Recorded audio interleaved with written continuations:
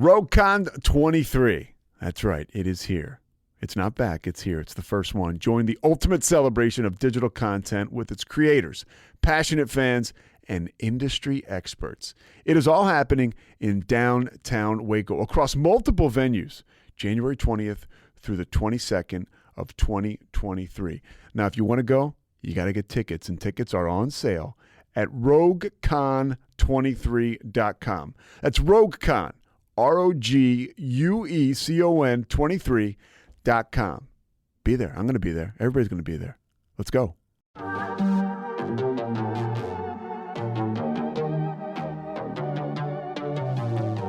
Hey y'all, I'm April. And I'm Caroline. And this is your Bloody Happy Hour. Caroline, are you ready for this? This is your newest guilty pleasure. It's the bloodiest part of your week. Did we say something about it also being happy hour? Show did. Because we about to be sipping on some murder. Bloody Happy Hour.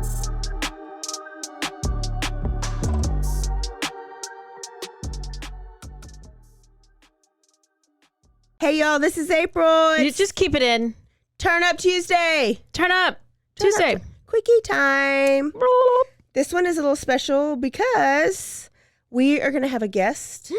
It is a local case, and it was ongoing in September 2020 for a while. It's still kind of ongoing, even though there's a little bit of closure. So I'm going to call the sister of the victim that we are going to talk about during this.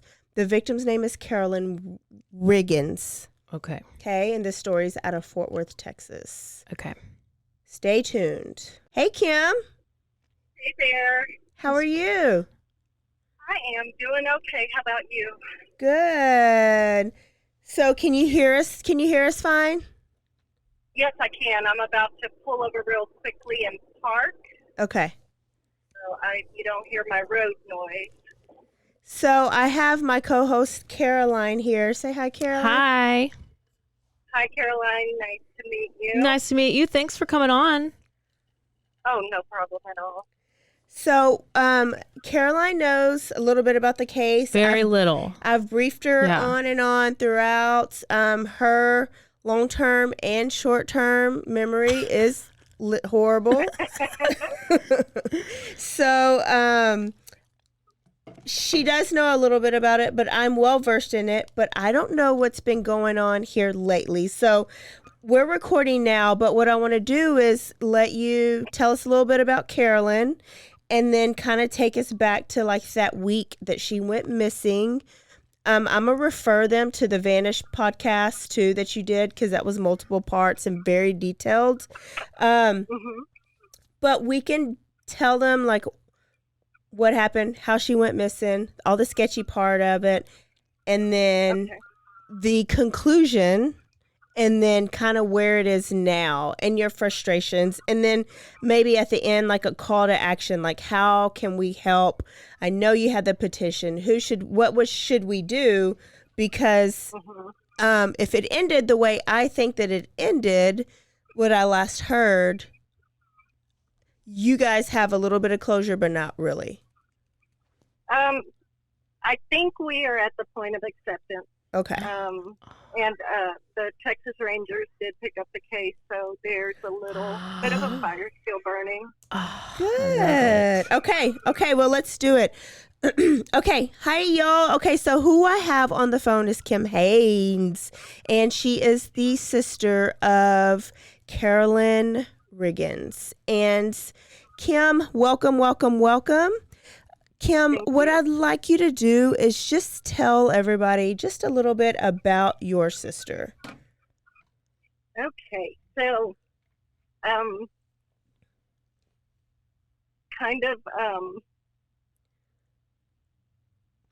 with the fact that I haven't really healed, I cry a lot, so It's okay. try to hear what I say through my tears. It's okay. Nice. Carolyn was my oldest sister. There's about 21 years between the two of us.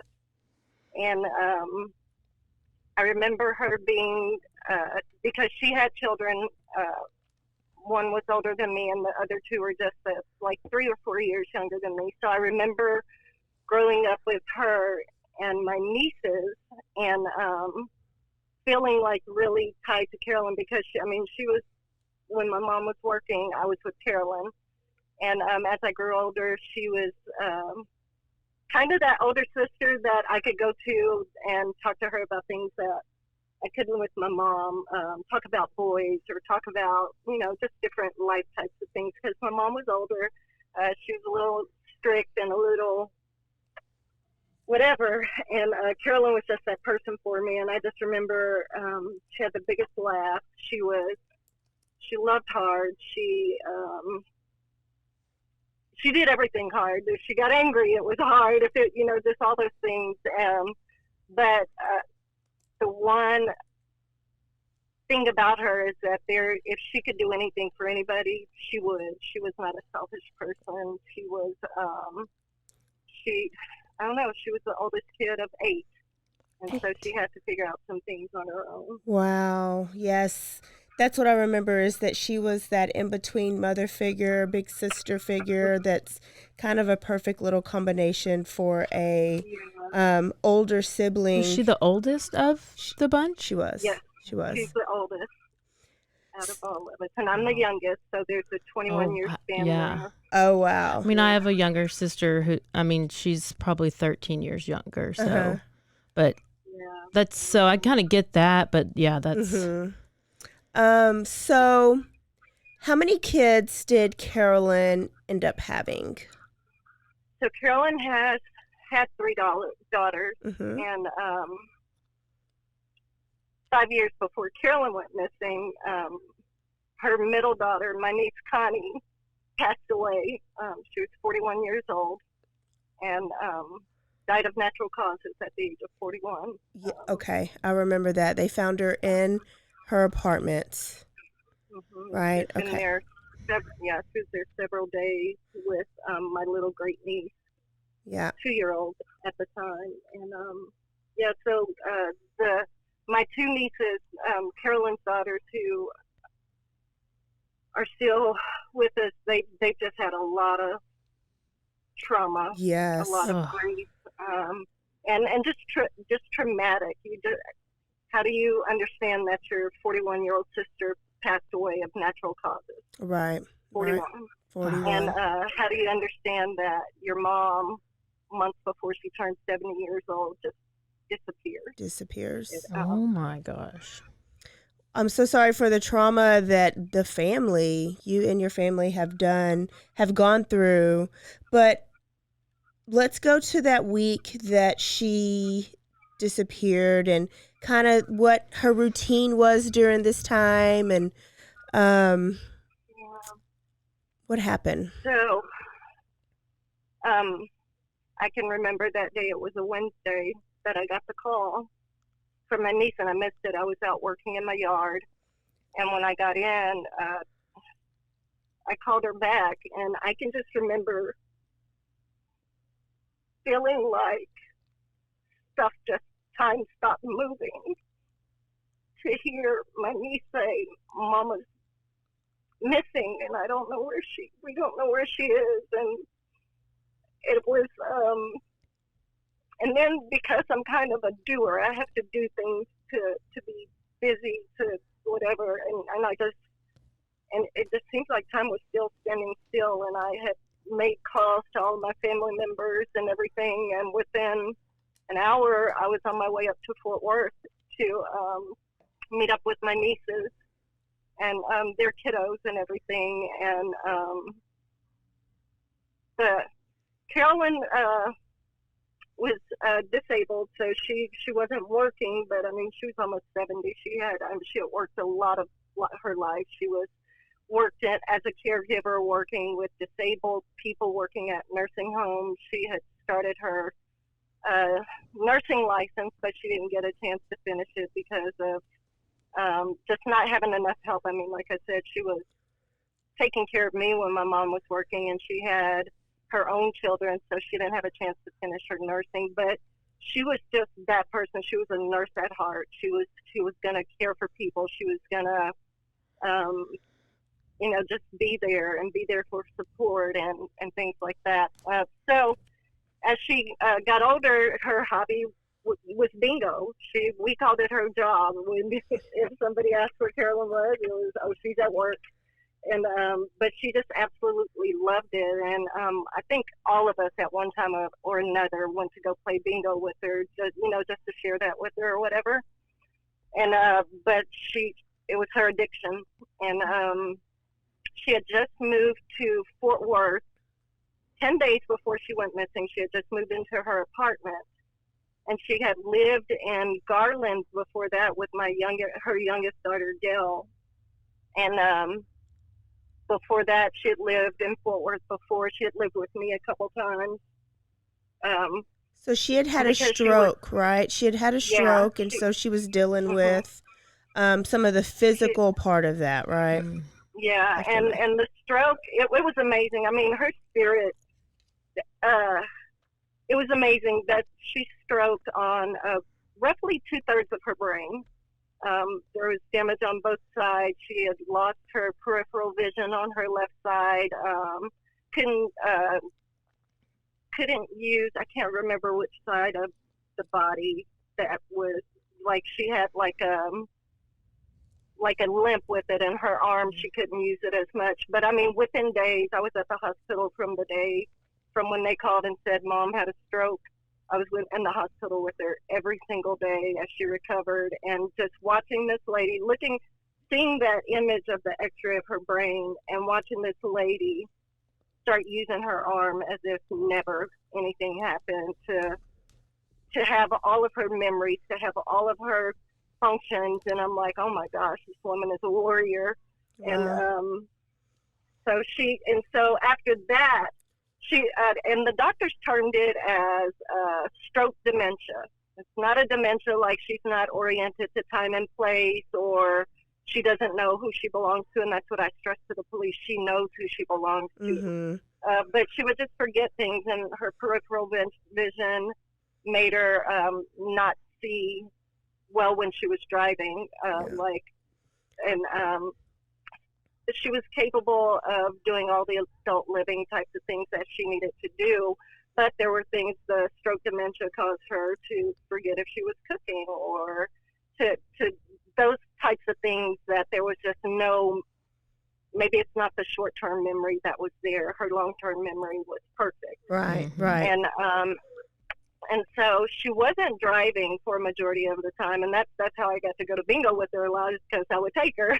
Mm-hmm. And but once she moved up there, she was kind of feeling. I think people with disabilities or older people start feeling the effects of their independence being taken away from them. Mm-hmm. And so she pressed my nieces to get her a car, and so they let her buy a car, and she was driving, and she knew how to get around. She could, as long as she drove the routes, and I mean, she had been living up there for several years, so she knew where she was going. But my sister had severe anxiety, and if her peripheral vision was bothering her, she would miss some turns, and if she realized that she wasn't, like she was lost or whatever, her anxiety would get the best of her. Okay. And it would cause her to, so she had started driving. I didn't know she was driving until maybe 2 weeks before she went missing. And I remember telling my niece, y'all have got to get a GPS monitor on that car, because it's possible that she could get lost. Mm-hmm. And so we started researching it, and I was looking at it, and that was before AirTags and, those things like that. And she didn't always take her cell phone with her, so we couldn't depend on that. And she didn't like smartphones, so you wouldn't be able to give her an iPhone and let her have the, be on the Find My app or whatever. Right. So, and I remember they came down to get all of her stuff out of storage in Temple, where I live, and they went back up there. 4th of July, I didn't make it up there for the get-together they had, but my other sister and her kids and husband went. And so my last time seeing her was about June 30th. Okay. And so she went to bingo. Then night of the 11th, and that's the last time she was seen alive anywhere. But she had gone to bingo that June Thursday, 11th? Friday. Yes, Okay. July 11th. July I'm sorry. 11th, 2020. 2020, and she had gone that Thursday night, that Friday night, and the 11th was a Saturday. And my sister, she had just moved into her apartment, so she had that, that independence thing. She, I got my car, I've got my apartment, and I'm grown. Y'all don't need to be taking on me. And so sometimes, and this was even before she moved, if she didn't feel like talking to you, she wasn't answering the phone. And she had kind of a relationship with my nieces where she was like, I'm really not answering your calls. Sometimes, like, if they would upset her or have her bothered about something. Mm-hmm. So that day, she had gone grocery shopping with my great niece. They'd gotten things put away, and she was tired because she had also, after the stroke, she had knee surgery, she had hip surgery. So her body was, she was tired. So she told him, yeah, I'm going to go to sleep. I don't think I'm going to go play bingo tonight. So we didn't even know she had played bingo until on the 15th. Well, it was the night of the 14th that my nieces had been trying to call her. They had driven by the apartment. And so, like, on the 12th, they called. She didn't answer, so they figured she was out running around because when they drove by, her car was gone. Both of my nieces had called her, and I think my great nieces had called also, just randomly, not because they were looking for her. They didn't think anything had happened. On the 13th, they called, and still no answer. And so they're getting a little more worried. And they're like, okay, she gets mad sometimes, but she's never mad this long. And so they drove by again, and then the 14th, after they got off work, they're like, we got to go by there. And they went by and they knocked. The car wasn't out in the parking lot anywhere, and they called Fort Worth PD to do a well check. And something about, I think nobody was on the lease, so they couldn't give anybody a key. The police couldn't do anything. There was no sign that anything had happened, so my nieces were like, we've got to get into the apartment to see if she's there because it's not like her to have not responded by now. And she used to go out on her patio and smoke, so they're like, maybe this door is unlocked, the patio door. And sure enough, it was. And they got in there. I think my niece's husband may have gone in there, or I don't know who went in, but she wasn't there. Her phone, they found her phone there in the apartment. And so they're like, well, what now? Yeah. So what about her purse? Was her purse in the apartment? So no purse was there. She didn't, she had two phones. They had just gotten her a new smartphone and she hated it. Because, she's older, she's got these physical limitations and a little bit of a memory limitation, so she just wasn't into using a new phone, especially a smartphone.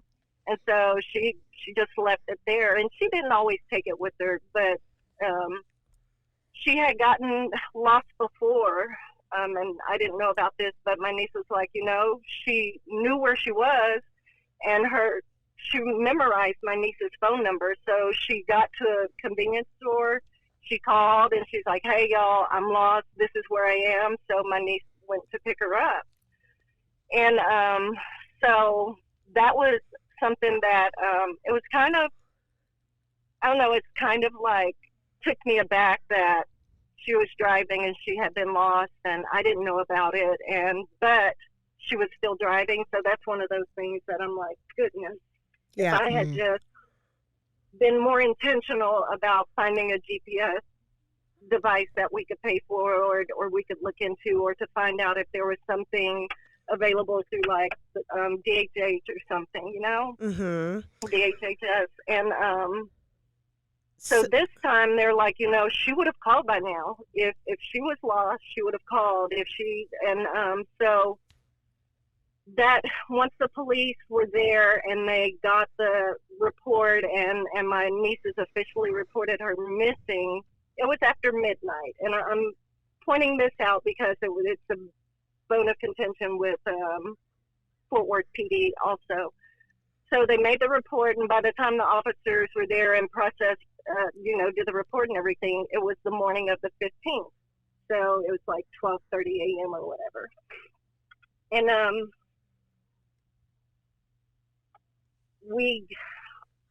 at this time I was in Fort Worth, and I just rallied my family, and we had a Zoom call put together. I did an application with Texas EquiSearch. I don't know if you guys are familiar with Texas EquiSearch. Tim Miller. So let me recap real quick. So she goes to bingo, and she does not come home from bingo. And does not come home from bingo. Does not come home from bingo. I'm just trying to explain to Caroline too. And then but y'all didn't know she went to bingo. Y'all just know that she has not been at home. So they called the police. Yeah. Was there a silver alert done? What's that? So, Amber alert, that's silver another, alert. Silver alert. That's another contentious thing. Okay. They did not do a silver alert. So, They did not do a silver alert. And so now all y'all know that is she was at bingo. So I know you're always down to find out what's happening. Did y'all talk to the bingo people? So we go to the bingo hall that day, the 15th, because, like I said, I was like, okay, I'm going to Fort Worth. I got there. We had flyers made up that afternoon. Went to the bingo hall, and on the 15th, that day is the day that we found out that she had been there that Saturday when she said she was tired and wasn't going to go. But she was there, and then a lot of people were like, she was on a lucky winning streak, and I mean, she won between Thursday, Friday, and Saturday. She had won approximately 4 jackpots, ranging in value from $500 to $750 each. And and they said, and she wasn't only hitting big; she was hitting the little ones too. So, and one lady laughed and she said, it was funny because when she hit the big jackpot, she didn't tip out. But when she hit the smaller ones, she would tip out to the workers or whatever. Mm-hmm. But so people were very aware of how she was winning and likely the amount of money she was winning because none of them can remember that she was splitting jackpots. So we think that she had in excess of $2,000 cash on her. Normally, yes. And normally she would go to the bank and make a deposit after her winning, but once things got rolling and we checked the cameras, had the cameras checked at the bank, and my niece checked her accounts online, she hadn't made any deposits over those nights. Okay. And the few receipts that we did find in her house from before that, that Saturday when she was last seen with my great niece, she was paying for everything in cash mostly. Okay. So we are certain that she had her cash on her. And the problem with Fort Worth PD started almost immediately. They questioned us as to why my nieces took so long to report her missing. And if you victim blame at all, let's start here. Mm-hmm. And it was almost like that felt like that was their catalyst to decide that my sister wasn't important enough to do an investigation. They had already made up their mind how they were going to go about it. They had already made up their mind. She's not important to them. She's not important to us. Yeah. And my niece is important. They're like, look at her call logs. You can see how many times we called her. It's not that we have to prove that to you, but don't let this be the reason that you don't value my sister, my mom's, my aunts, my cousin's life. Just don't let that be the reason. And now a word from our sponsors.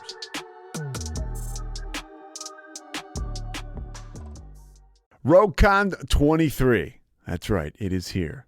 It's not back. It's here. It's the first one. Join the ultimate celebration of digital content with its creators, passionate fans, and industry experts. It is all happening in downtown Waco across multiple venues, January 20th through the 22nd of 2023. Now, if you want to go, you got to get tickets, and tickets are on sale at RogueCon23.com. That's RogueCon, RogueCon 23.com. Be there. I'm going to be there. Everybody's going to be there. Let's go.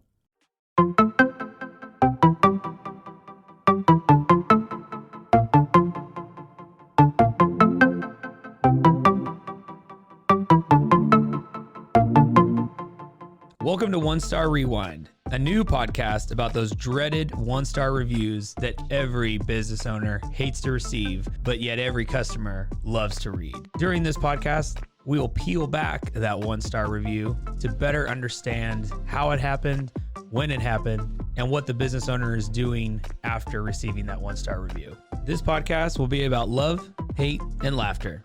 On One Star Rewind, we will meet with real business owners who will tell their stories and how they do rely on reviews for their business. Follow us on Facebook, Instagram, or download us at roguemedianetwork.com. Please subscribe, but only rate and review for not a one-star review. Join us each time for a new review and a new story.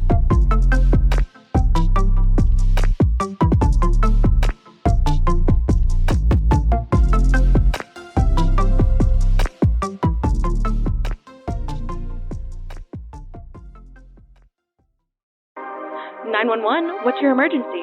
Do you hear that? It's coming from the house. It's coming from inside the house?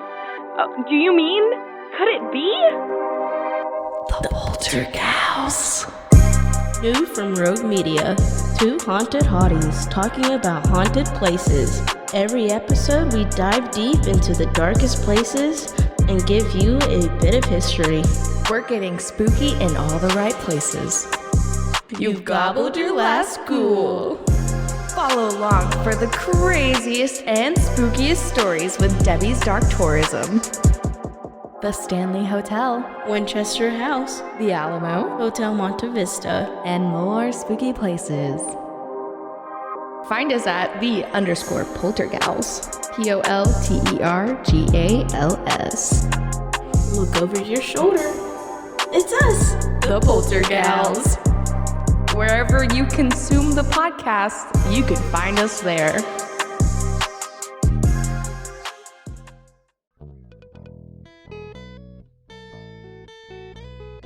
Hi, this is Sarah. And I'm Carter. And this is Some of Our Thoughts. We're two Southern sommeliers, and we want to share everything we love and know about wine. We started hanging out during quarantine and cooking and drinking and listening to music, and we just thought this would be a great way to bring everything we know to you guys. We will make wine knowledge and food pairings easy and approachable. So put on your favorite vinyl, grab your favorite glass of wine, tune into our show, and let's have some fun. Wine and vinyl. So check us out on roguemedianetwork.com or wherever you get your favorite podcast. We'll be talking about a lot.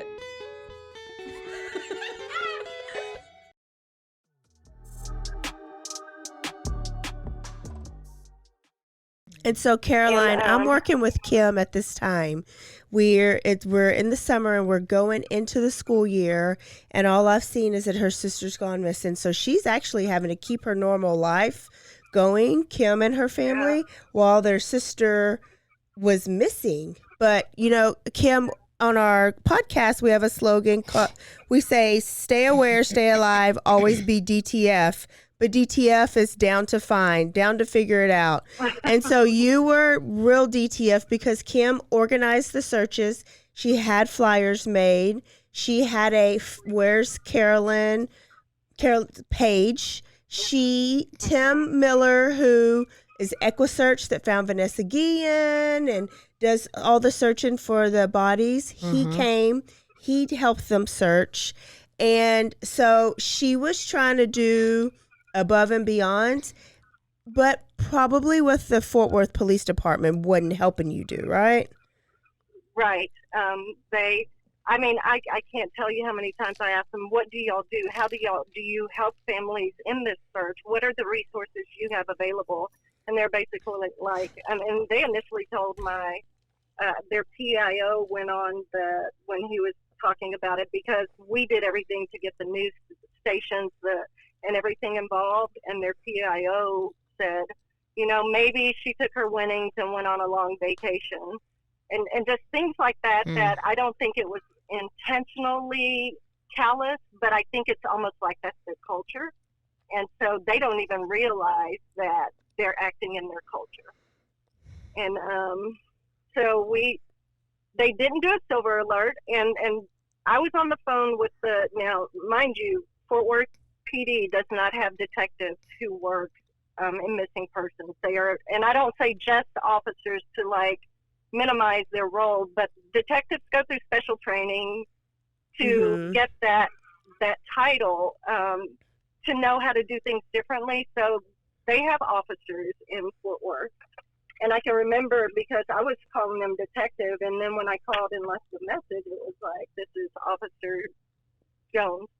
And I was like, I'm sorry. And I asked him, is it officer or detective? I don't want to address you incorrectly. And I think I offended him by that, but I just wanted to give him the right title.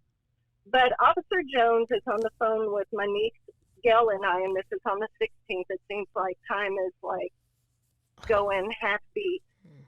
And he had gotten the call at 2:30 that morning of the 15th to know that he was assigned to the missing persons case. He didn't call all day the 15th. On the 16th, I was like, okay, I'm going to give him time to get in the office or whatever. And he didn't call, so I called him. He picks up, and he's like, I was on vacation, sorry. Oh, God. Oh, my gosh. I can't. And so because he was on vacation, my sister's information was not entered into TCIC or NCIC until, and I'm on the phone with him, and he's saying it's being entered as we speak. Likely story. Days later. Yeah. So and then I'm already in action. I've got our Zoom meetings going. I've done the application with Tim Miller for EquiSearch. We're having our family meeting, and I tell him, hey, I would like for you to jump on the Zoom meeting if you can, just to let my family know who you are or whatever, because I mean we really need something right now. And he said he works from 8 to 5, and the meeting unfortunately was after 5. So the cop. Oh, wow. Sorry you're out. Yeah. Sorry your sister is missing outside his work hours. Yeah. How inconvenient. Yeah, and the silver alert thing, we're on the phone the day when we finally get to talk to him. It's about 11 that morning when I had to call him because he was on vacation. And I'm being a little snarky right now, so I don't want to discredit our story by being snarky, so I'll do better. But he asked my niece for documentation that my sister is disabled, because one of the requirements for the silver alert is that they have to be over 65, I believe. I can't remember. There are 3 of them, and one of them is documentation from a medical provider of, what puts them at risk, what puts them at danger. And so my niece calls the doctors. My sister's doctors were all in the Temple area, so she got this letter sent over. And we called Officer Jones about 4 o'clock that afternoon on the 16th, and he goes, no, we don't need it. And we were like, okay, because, if anybody knows how the silver alert system works, they do need that documentation. Mm-hmm. But while you're waiting on it, should not prevent you from putting in the request for the silver alert, right? Yeah. And it has to be done within 24 hours. But the law is not very clear about that 24 hours of being reported missing, or 24 hours after my nieces and I do our own investigation and figure out that she's been gone since the 11th. Well, Fort Worth PD did their own interpretation of the law and said that because she was actually missing on the 11th, it was beyond the 72 hours? I can't remember the number of hours, but it was beyond that number of hours for them to request a silver alert. Which I said, well, if we hadn't gone out to the bingo hall yesterday while you were on vacation, we wouldn't even know that she was missing on the 11th.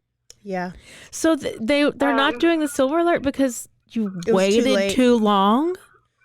Yeah. Yes, so there's a time. So the window's closed. Oh, hell. But But the law is not, it doesn't say from when you finally figure out when she actually went missing or from the time that she's reported missing. Yeah. And my interpretation of the law is from the report of missing, because we haven't done an investigation yet. We don't know otherwise. Yeah, yeah. And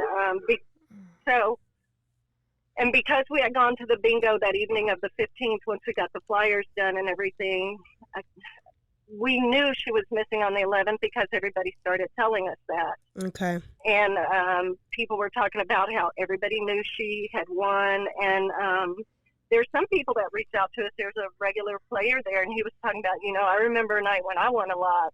I was glad that the security guard was there to walk me out because, that's their purpose.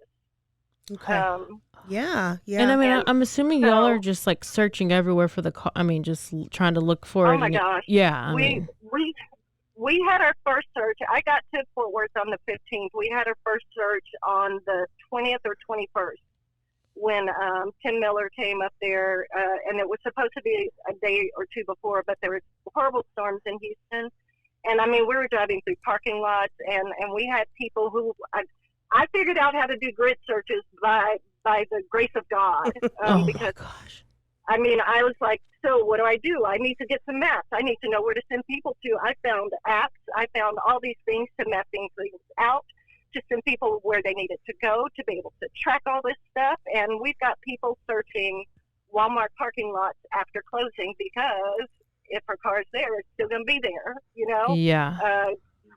Searching huge parking lots, driving through apartments to see if maybe her car was dumped or hidden.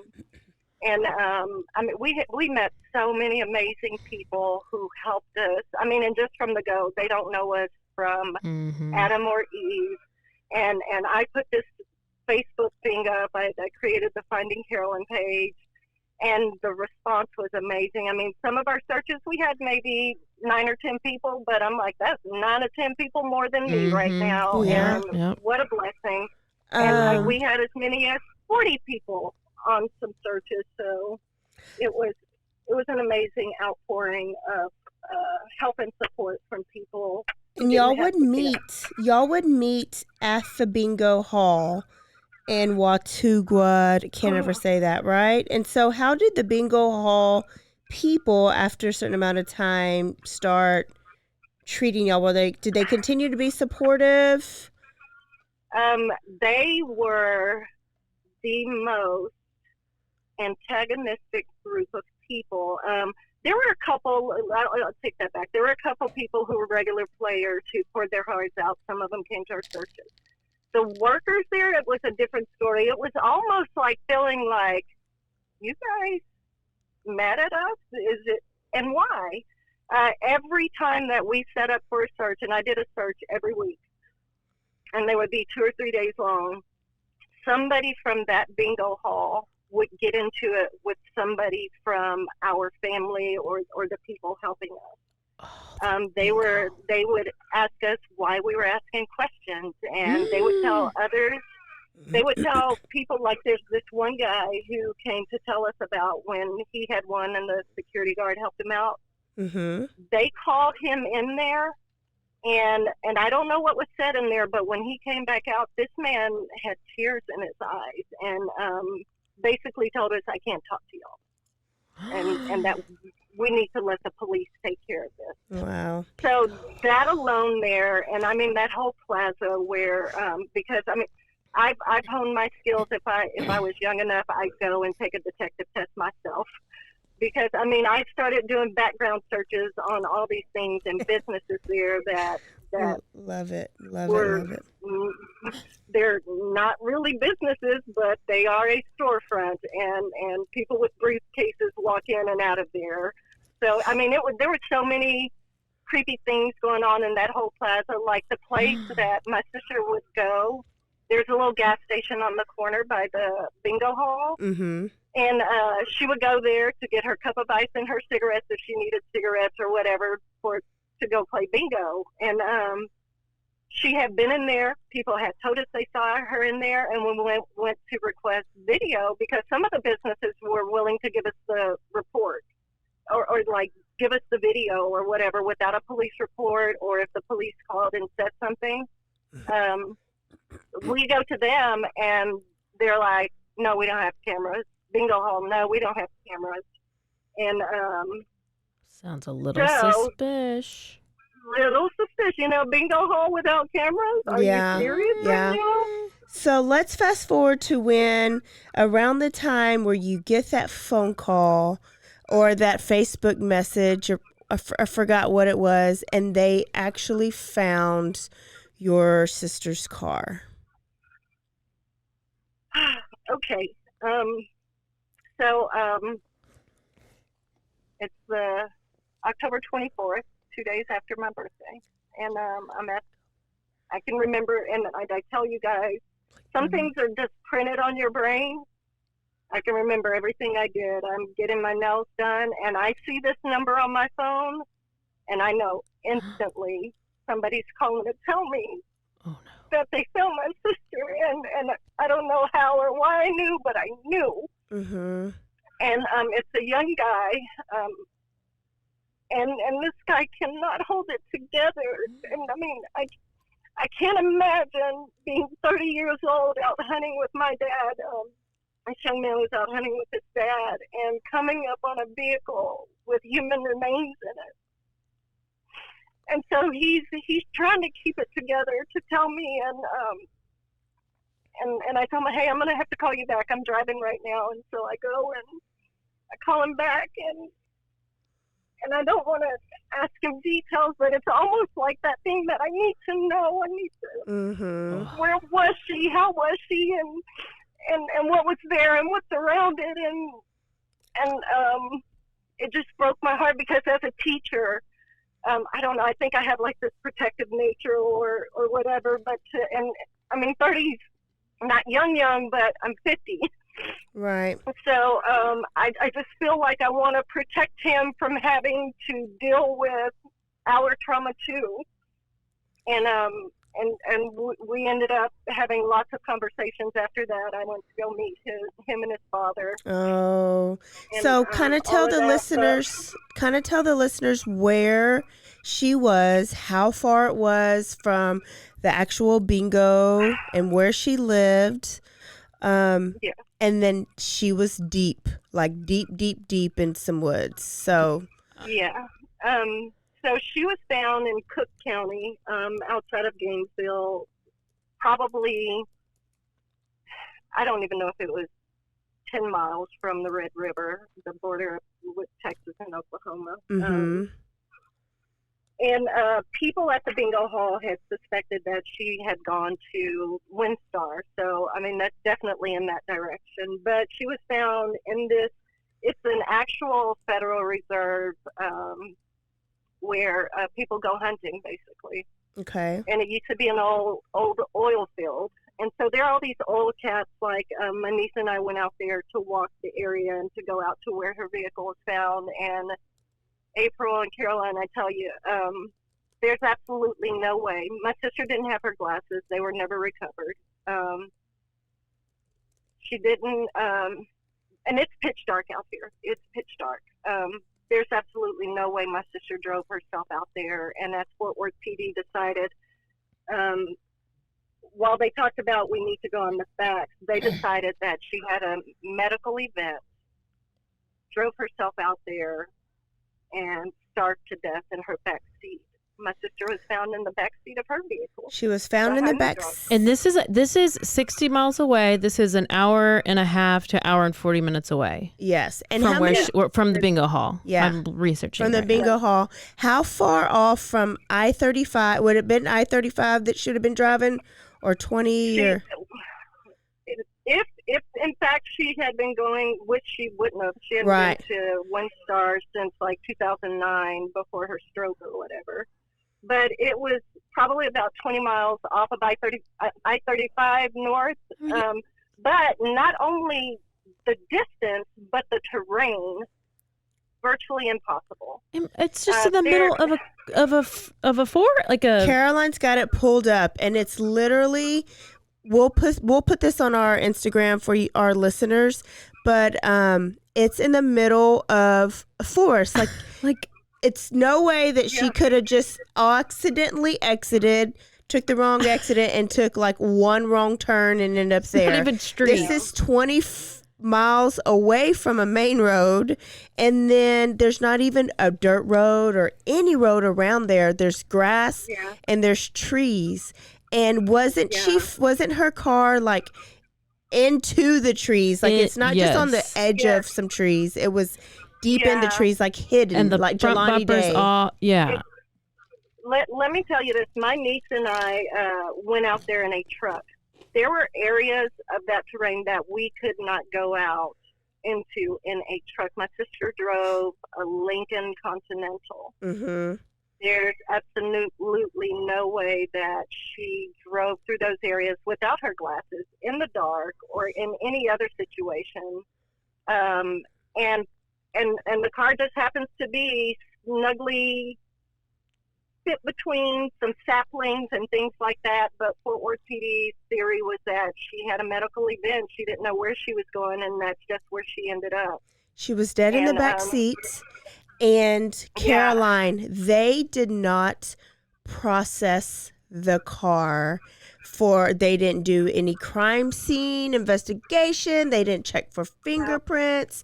They did not even check to see if the driver's seat would have been like where Carolyn's height, would have been, right? Like, you're taller than me. Yeah. Your driver's seat's going to be different than my driver's seat, like the placement of the driver's seat. And then she was in the back seat. So it's not like she was in the driver's seat. They assumed she drove herself way out there with no glasses and then crawled in the back seat to die. But she's a fighter. She would not have even crawled. If that was even close, I think if she's the fighter like y'all said she was, they would have found her wandering, like in the field trying to walk or get away or something. Yeah. Okay, was the money in the car? How much money did they find on her?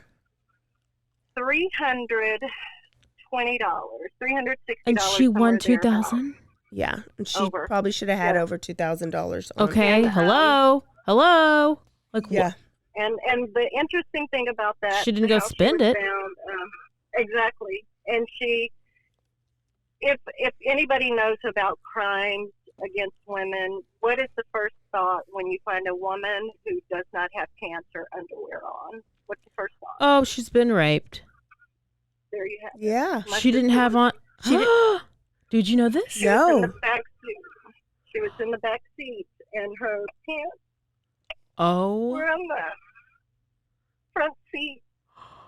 And they weren't inventoried. They weren't given to us. They didn't go with her remains to the morgue. And they did not. That's not out there. No, that's not even reported.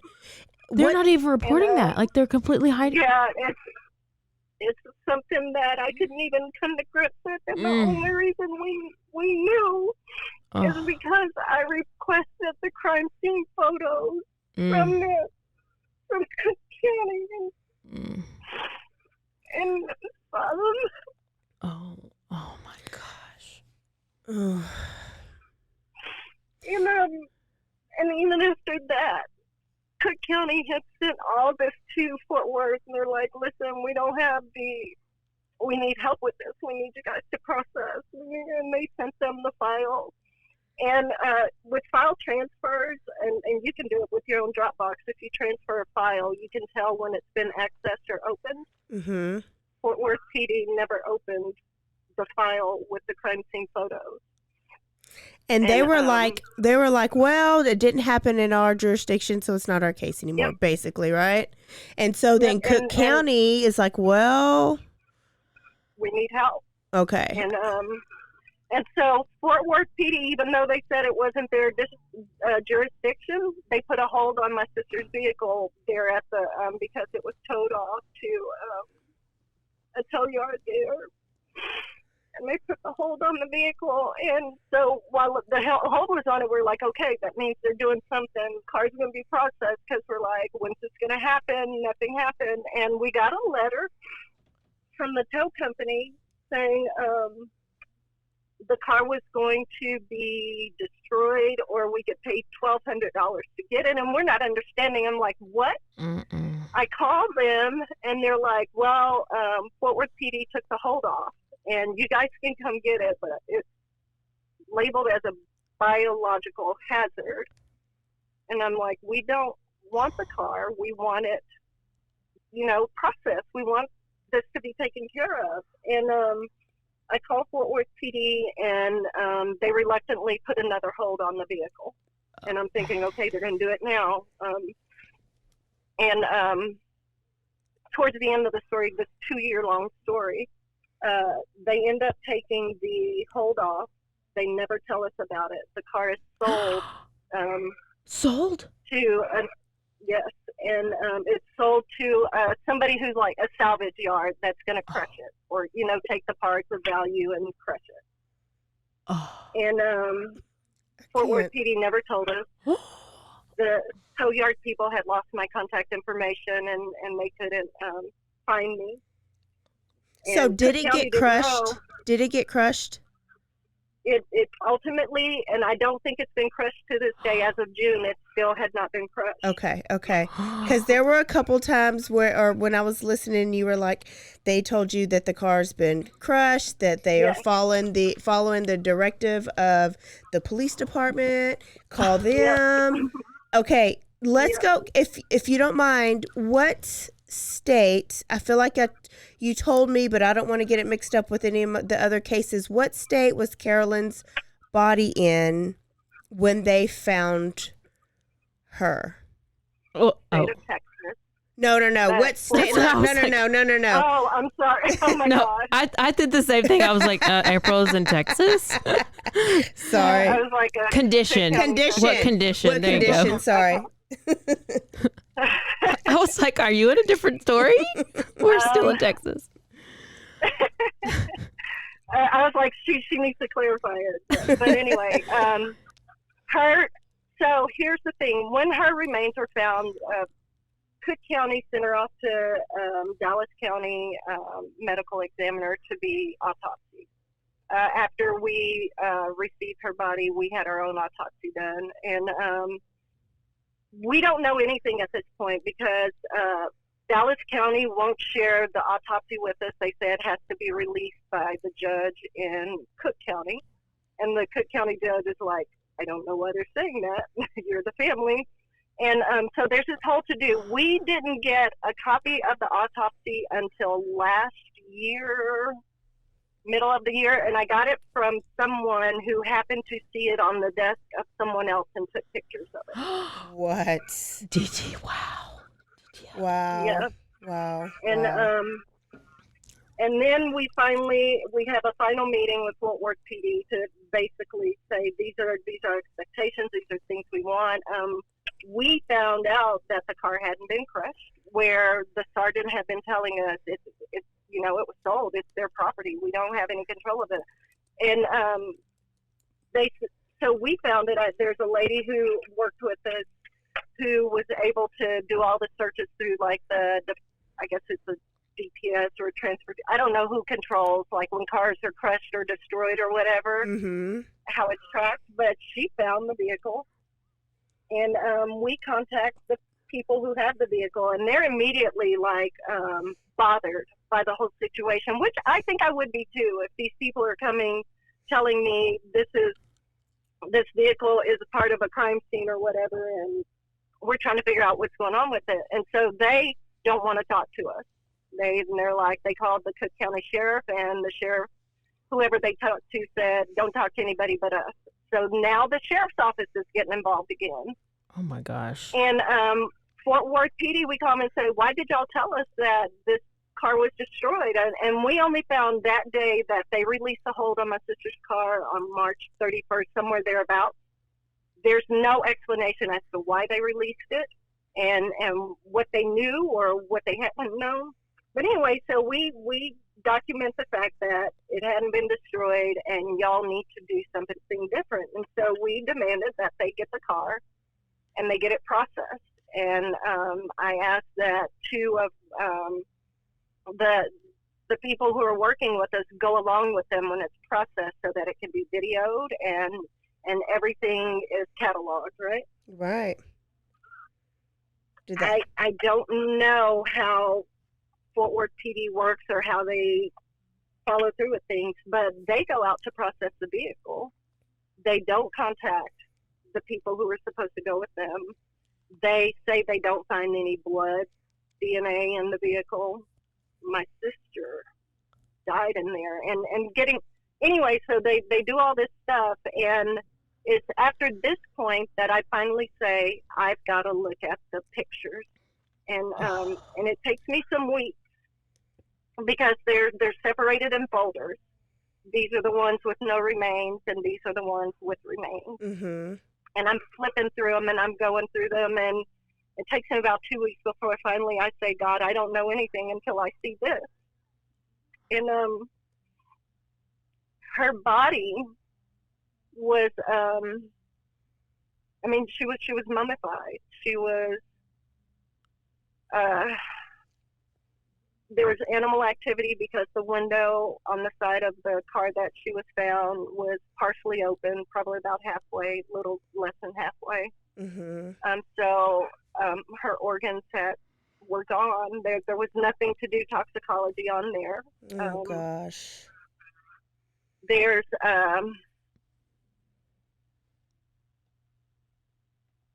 stuff in her car that when we're looking at the pictures, my great niece is like, I just took her to the grocery store that day. None of that was in there. Yeah. None of it.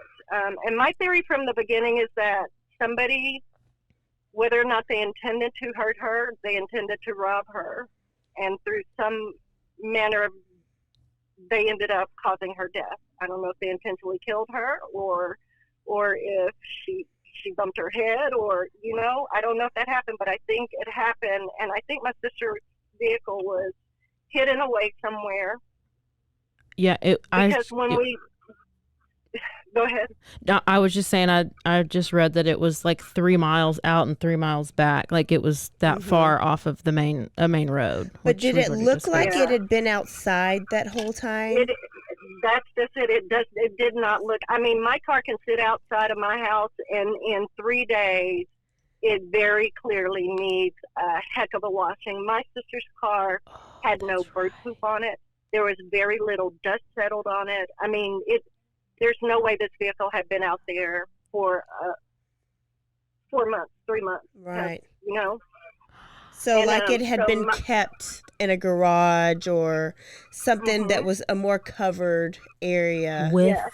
And so, and going along with that, April, when we had our autopsy done, the pathologist, he was like, he said her body was mummified. And I was like, but what does that mean? Tell me what that means. I mean, I know what it looks like, but why is that significant to you? And he said, well, it means to me that her body was not exposed to the elements. Mm-hmm. She was inside somewhere. And I was like, not just inside the car, but he said, yeah, she was inside. She was not exposed to summer, those great the heat temperature changes. It's Texas heat. And the cops don't think this is anything suspicious. Oh my gosh. Yeah, well, they haven't looked at pictures. They haven't even looked at the autopsy to give it to us, and they didn't give two darns about the autopsy we had done, which it wasn't a great one either. But, and he says, there's very little insect activity. If she had been outside, even if those windows were rolled up in the car, insects would have been on her, but because the window was open, she would have had all types of eggs laid on her remains. Mm-hmm. There, things like that. Mm-hmm. And he said, so my professional opinion is that she was inside a structure. And so I talked to Fort Worth PD about that, and they acknowledged they hadn't even looked at her autopsy and this, that, and the other, but it still did not light up. Because they've already have their conclusion made, so they do not, and we talk about that on a bunch of our stories, is that it's not that the cops sometimes don't want to be proved wrong, or they get territorial, or they just have drawn their conclusion by whatever they think, and they don't want to be swayed either way. And it's just like, why do you become a police officer if you're not willing to go above and beyond and maybe make yourself uncomfortable or work a little harder or attend a Zoom meeting after your hours and to try to find out what may have happened to somebody's mom, to somebody's sister, to somebody's daughter. And it's pitiful. So where are you guys at now? Like, what's the conclusion? I know this is years later. Luckily, they got to have a memorial service for Carolyn, and that was some good closure, but then no answers. Way better than not knowing where she is, but then no answers. And when you have no answers, your mind wanders to the worst, like to the darkest places. So how are y'all dealing now with it all? And where are we at the end of this? I think we are all healing. I think we have resolved that Fort Worth PD does not play a role in any ultimate resolution. And the Texas Rangers, because I just couldn't quit. I couldn't quit. And I reached out to the Cook County Sheriff, and because of all the interest and activity that started happening around the car and the calls that they were getting, Cook County decided, you know what, we're going to ask the Texas Rangers to look at this. Thank you, Cook County. God, Sheriff Ray Sappington, this man, he was elected the January after Carolyn was found, so he wasn't even involved in the early processes, the early pieces. And bless God that he has a mind about what it is to do the right things. And he says, some things were missed, and I think some other eyes need to be on this. He referred it to the Texas Rangers, and the Rangers accepted the challenge, the task, the responsibility, really, because I think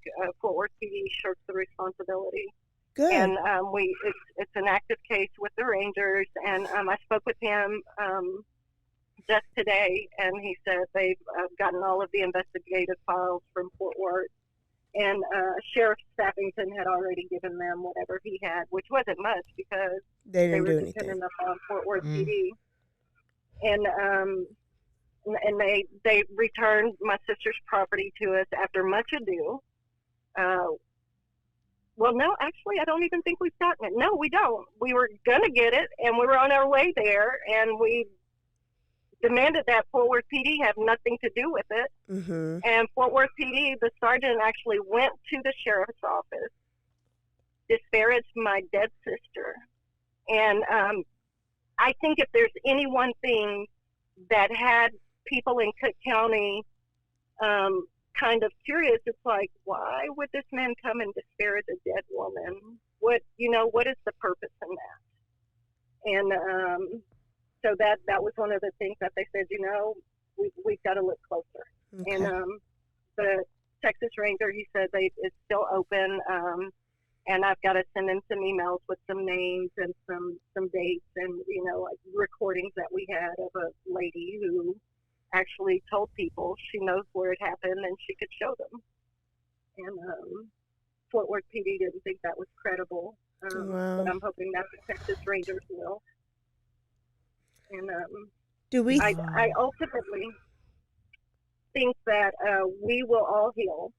We are all damaged in a way that can, it's almost like you are inducted into a club that nobody can ever understand what it is, because you hear about people missing, but you can't imagine dealing with that personally, and it's indescribable.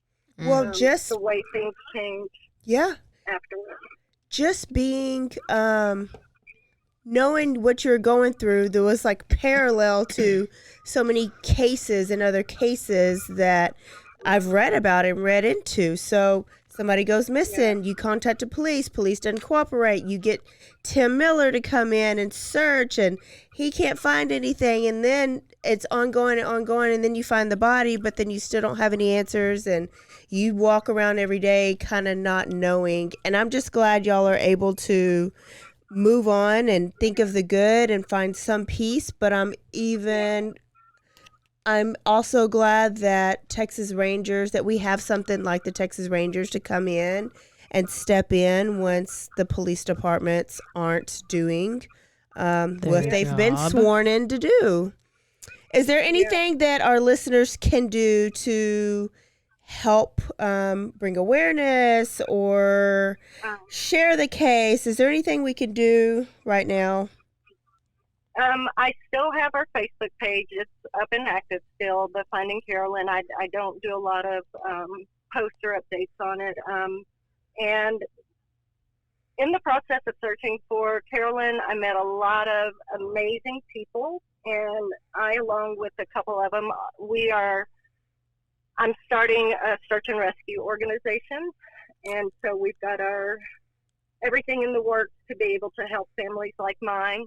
Wow. Families like so many people out there, so that we can be kind of, I don't know, some support in the darkest time that you could ever imagine.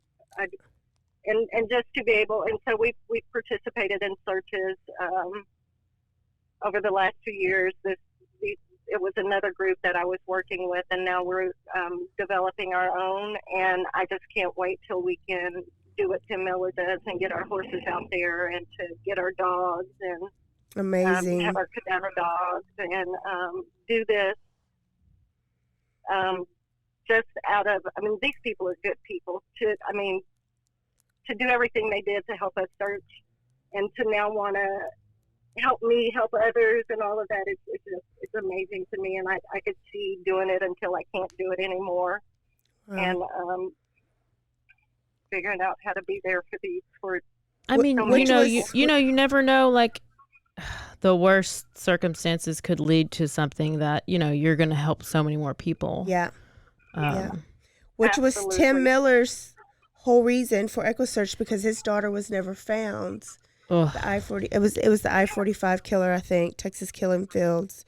And so he's helped so many families have the closure that he wasn't able to have for years. This is like since the 70s, I feel like, is when his... it was early 80s. And update on Tim Miller, just before he started helping us, he had just had been successful in another lawsuit to get more remains. So they did find some of his daughter's remains.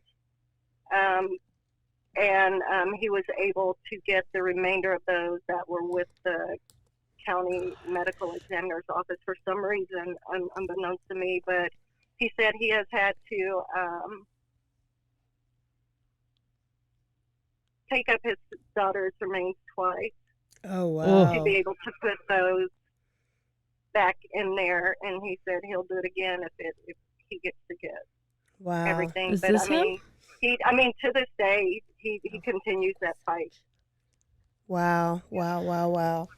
I love that he is all over. He doesn't just do it Texas. You'll find him all over helping families look for their loved ones. So, Kim, I am so excited that you decided to come on, and I know it's so hard to talk about.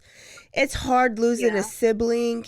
I can't imagine how hard it is losing a sibling in the way that you guys have, and our mom or sister. And so I always think about y'all from time to time, and I'll continue to say a little prayer. We're going to share your page on our page with our listeners. Keep us updated so we can, our listeners are going to be bought in to this story. So we want to be able to keep them updated, and let us know what we can do, even if you need to come back on and be mad.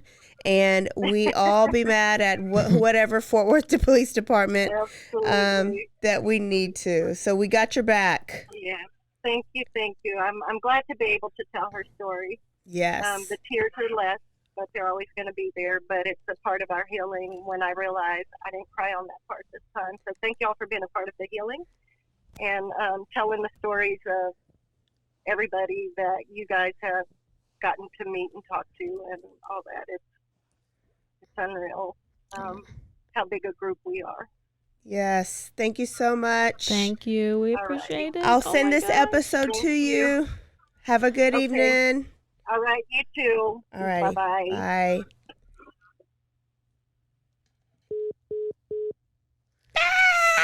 Wow. That was so good. I actually was listening the whole time. So, guys, been wanting to bring y'all that story. I didn't want to do it too soon. You know, it's hard to talk about stuff like that. But she was so strong. Thank you for tuning in to that story. We're going to share her page. We will share a picture of Carolyn. I don't know if this is a quickie anymore. It's not a quickie, but it was welcome. great. Yeah, it's really good. Yeah, you are welcome. You are welcome. Thank you. Yeah, we'll see y'all next time. Don't forget to stay aware, stay alive, and always be DTF. Like Kim. Be like Kim. She was down to find out what happened. And she is organizing this whole new thing. She's gonna just live her best life. She needs to be a detective. She does. She basically is about to be. They need to fire all the Fort Worth and Hewitt. and Hewitt. Maybe they trained at the same place. And hire Kim. Bye, y'all. Bye.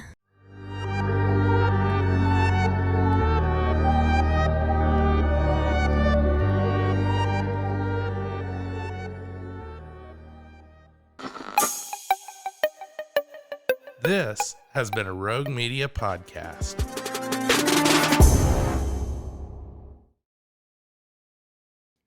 Join the ultimate celebration of digital content with its creators, passionate fans, and industry experts. It's all happening in downtown Waco across multiple venues on January 20th through the 22nd, 2023. Tickets are on sale now at roguecon23.com.